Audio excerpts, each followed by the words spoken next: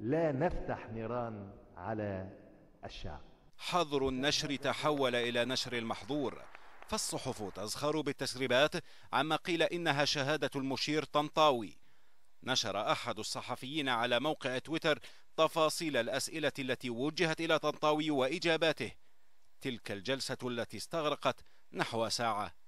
هل تم اجتماع بينك وبين الرئيس السابق حسني مبارك في فترة الثورة؟ مش اجتماعات مباشرة، ولكن يوم 28 لما أخذنا الأمر من السيد رئيس الجمهورية كان هناك اتصالات بيني وبين السيد الرئيس. ما الذي أبداه رئيس الجمهورية في هذه اللقاءات؟ اللقاءات بيننا كانت بتتم لمعرفة موقف القوات المسلحة، خصوصا يوم 28 ولما كلفت القوات المسلحة بالنزول للبلد ومساعدة الشرطة لتنفيذ مهمتها، أعطى السيد الرئيس الأمر لقائد القوات المسلحة اللي هي نزول القوات المسلحة لتأمين المنشآت الحيوية، وهذا ما حدث.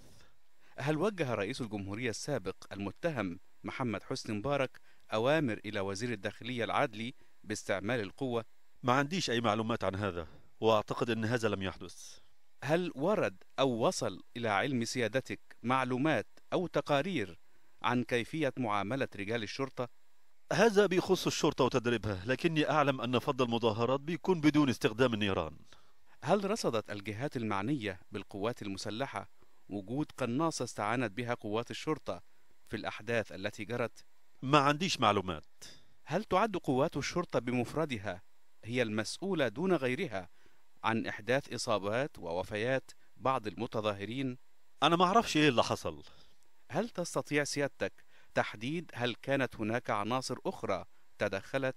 هي معلومات غير مؤكدة، بس أعتقد أن في عناصر تدخلت. وما هي تلك العناصر؟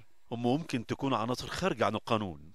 هل يعد رئيس الجمهورية السابق المتهم مسؤول مسؤولية مباشرة أو منفردة مع من نفذ أمر التعامل مع المتظاهرين الصادر منه شخصيا؟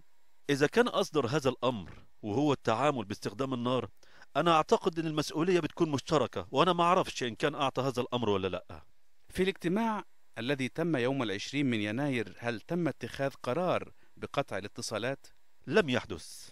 بعض اللواءات قالوا طلب منا فض المظاهرات بالقوة، فهل طلب من القوات المسلحة التدخل لذلك؟